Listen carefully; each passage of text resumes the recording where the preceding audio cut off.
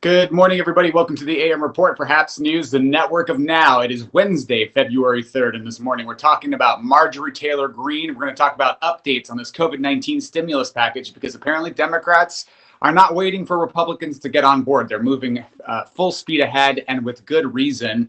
We're going to talk about Joe Biden and his first White House interview in the White House and some of today's top headlines. All of this and more on the AM Report.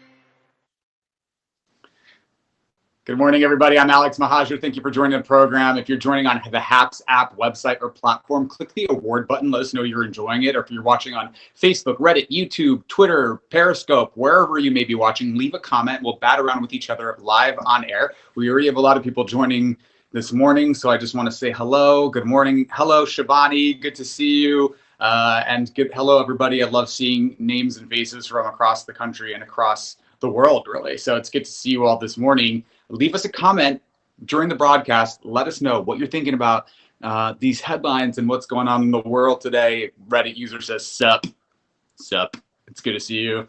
And let's jump just right into it. There's a lot to cover this morning. So Democrats are going to move to fast track the COVID-19 stimulus package without GOP support. They don't need it, and they should do this because the GOP has demonstrated that they only want unity when they want something and that they have no interest in really governing. And so their $618 billion counter proposal by the GOP is not going to cut it. Biden has projected that, and Democrats in the House and the Senate are moving forward with a process called budget reconciliation, which allows for budget items and items that are fiscal to be passed by a simple majority, which the Democrats will have now that they have Kamala Harris as their tie-breaking vote. They will have 50 votes and a tiebreaker. So the 10 GOP senators that met with Joe Biden at the White House earlier this week brought their counter proposal. They're asking for a much smaller amount.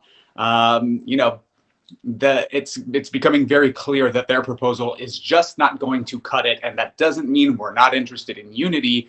Your proposal is just bad, according to let's look at the actions more than the words. This is what the House Democrats and Senate Democrats have moved forward with. And hashtag no Republicans is trending on Twitter right now because Republicans, there was a vote on this last night in the United States Senate. All 50 Senate Democrats voted to advance a budget resolution last night that would fast track the COVID-19 stimulus package through budget reconciliation.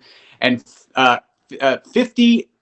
49, this is a typo, 49 GOP senators voted against the resolution. So 49 Senate Republicans said, we do not want you to have your $1,400 stimulus checks. We do not want local and state governments to have fiscal support and to have direct aid. And they voted against it, all of them. Only one that didn't vote against it was Pat Toomey because he was stuck in the snow. So Pat Toomey, Republican senator from Pennsylvania, didn't make it. So hashtag no Republicans is trending, and for good reason. There's not an interest in real unity, in real bipartisan governing. That includes sometimes having to come to the table even when you're in the minority. Republicans in the Senate. In COVID-19 news, we got some COVID-19 updates for you on vaccines, variants, and the death toll. So there have been 33 million vaccines administered as of today in the United States. That number needs to be more like 300 million. So we're making a dent here, but it's moving very slowly. This is February, so we're going on 2 months of having the vaccine. So it's the pace has been accelerating, but it needs to be moving much quicker. The U.S. death toll just hit 450,000. And there's new news today that this is coming from the Oxford Vaccine Group's Andrew Pollard, who said the COVID-19 vaccine may offer protection against severe diseases, even as coronavirus variants develop. So what he's saying is is that we will have variants of the coronavirus, that they will continue to evolve and mutate, but the vaccine will still prevent you from getting sick. It will not prevent you from catching it. You just aren't going to get sick. And the reason that that's significant is that while the vaccine will prevent from serious illness or death in many, many cases, it will not prevent you from passing it along to someone who may not have the vaccine and hurt them potentially, which is why this was news to me. So I'm just learning this week, really. But this is why the CDC is encouraging us to still wear our masks even if we get the vaccine. The vaccine is going to protect us, not others. So until we get herd immunity, we've got to continue to be diligent about social distancing and safe and wearing our masks. This blew my mind, and I was very, I had a second of having to be kind of upset about that, but it is what it is. And what we're learning is that it will protect us the vaccines will protect us from serious harm or death and from hospitalizations, even in the case of mutations. So that's the good news with on the vaccine front. Now, Marjorie Taylor Greene, let's get into good old Maggie Q. My House Minority Leader Kevin McCarthy met with Marjorie Taylor Greene, freshman congresswoman and conspiracy theorist, last night for, quote, several hours at the Capitol with a group of House Republicans who sit on a powerful GOP steering committee, which determines sort of disciplinary actions for House members. And there's a growing pressure to punish the congresswoman for her past violent and conspiracist views. These views have included endorsing social media posts that call for the execution of House Speaker Nancy Pelosi. Previous views have included calling Sandy Hook and the Parkland shootings hoaxes and false flags. She has spread covert anti-Semitic views that there are Jewish space lasers that caused the California wildfires last year. On and on and on, that the Democrats are a Satan-worshipping cabal of child pedophiles. And it's just, she's nuts, and her words may have been part inciting and inciting movement that caused an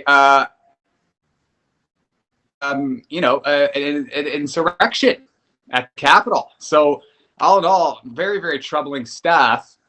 Did we lose you guys for a minute?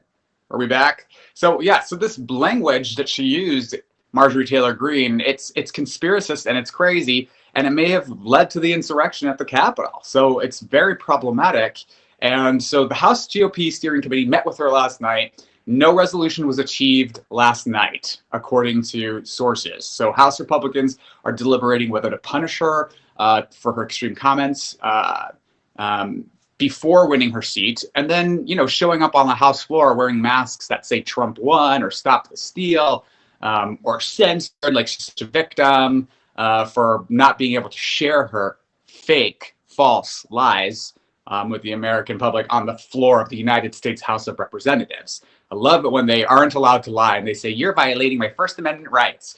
So Kevin McCarthy, the House Minority Leader, who's been silent about this for a while now, and he hasn't publicly spoken about it, but there is growing pressure for him to act.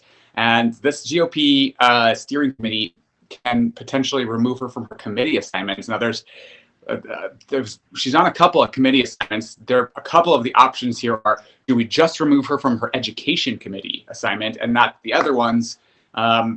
Because particularly she's made unsavory comments about school shootings and them being fake. So she really have any business serving on a committee tasked with representing America's children. I mean, so that's that. He asked her if she would apologize last night during this meeting. She said she would not.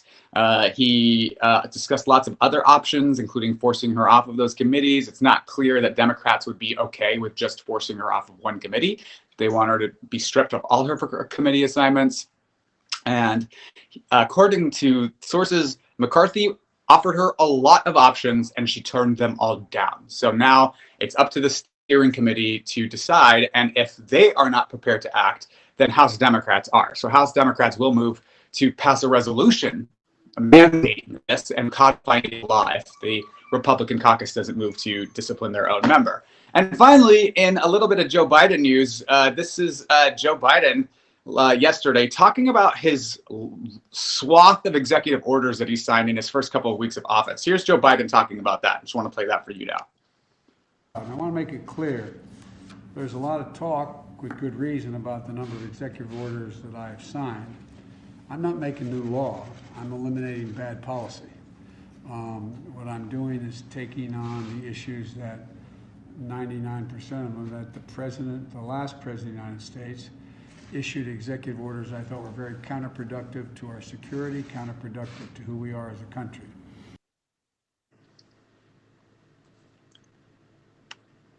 So that's Joe Biden saying he's not legislating. He's actually just undoing really bad policy from the Trump era. And he has a lot of bad policy, ranging from transgender individuals being banned from the military, to his border wall, to the Muslim ban, to anti-LGBTQ employment discrimination policies. It ranges, the range of actions he's taken, undoing Trump era policies, the child separation policy at the border, all of that has been really just undoing Trump.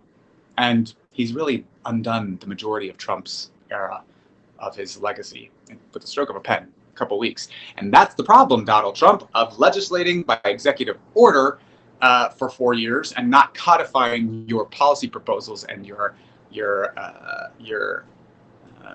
promises into law through legislation through Congress. So just a little civics lesson for any dictators who try to take over the American government in the future. This has been the AM Report for Haps News and Network of Now. We are live every weekday morning with all of your quick political news and headlines to get your day started right. If you like this journalism, if you like this content, please consider sponsoring it. You can do that at haps.tv/@Alex, where you can become a recurring monthly subscriber, or you can buy me a cup of coffee, or you can just click the subscribe button and let us know. We'll let you know every morning. We'll get a notification when we're going live. We'll be back tomorrow. And thank you all for joining. Thank you for your comments. Good to see you all this morning, and we'll see you all tomorrow. Have a good day. Bye-bye.